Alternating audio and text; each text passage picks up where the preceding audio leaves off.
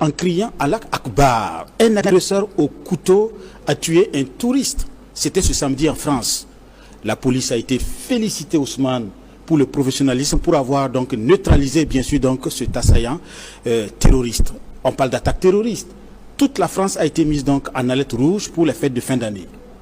À Djibo, quelque chose d'incroyable s'est passé.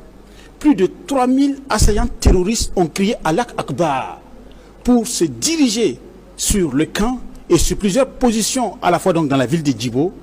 Les forces de défense et de sécurité ont repoussé cette attaque d'envergure à Djibo et protégé les populations.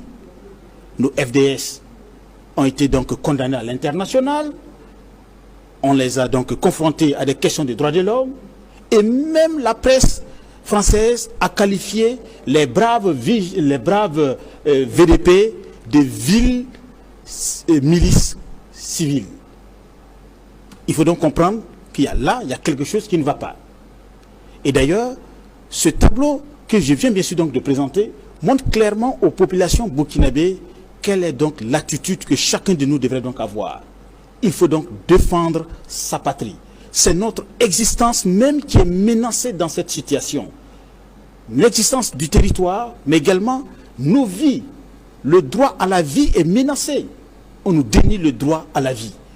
Je tiens donc à te rappeler, Ousmane Sawadogo, que Emmanuel Macron, le 28 août 2023, lorsqu'il était face aux ambassadeurs, sur la question de la politique française en Afrique, il a été on ne peut plus clair que la France est présente en Afrique pour défendre les intérêts des Français. Il n'appartenait pas donc à la France de dire aux présidents africains ce qui était mieux pour leur peuple, et c'était aux présidents africains de le savoir. Ça, c'est vraiment donc évocateur. Ça a été, et cette vidéo a tourné. Tous ont écouté, bien sûr, donc cette vidéo. Je voudrais donc rappeler les populations burkinabées, Ousmane, que le droit à la vie, ce sont les premiers droits, et que nous devrons donc se battre pour défendre ces droits à la vie, et c'est ce que l'on tente donc de dénier aux populations burkinabées.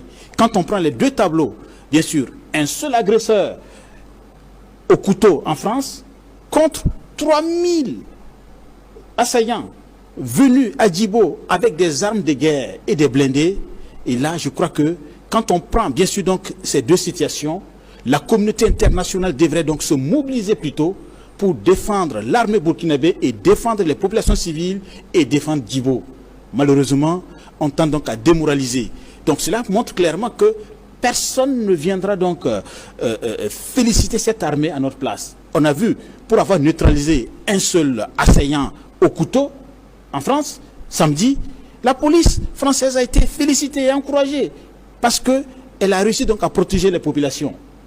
Mais lorsque l'armée burkinabé et les VDP ont réussi donc à repousser, bien sûr donc une attaque d'envergure avec plus de 3000 assaillants terroristes venus à Djibo et neutraliser plusieurs d'entre eux, on tend donc à démoraliser et à redire sur justement donc notre armée et sur nos VDP. Donc il appartient donc aux populations de faire corps avec leur armée parce que c'est elle qui nous défend ici au Burkina.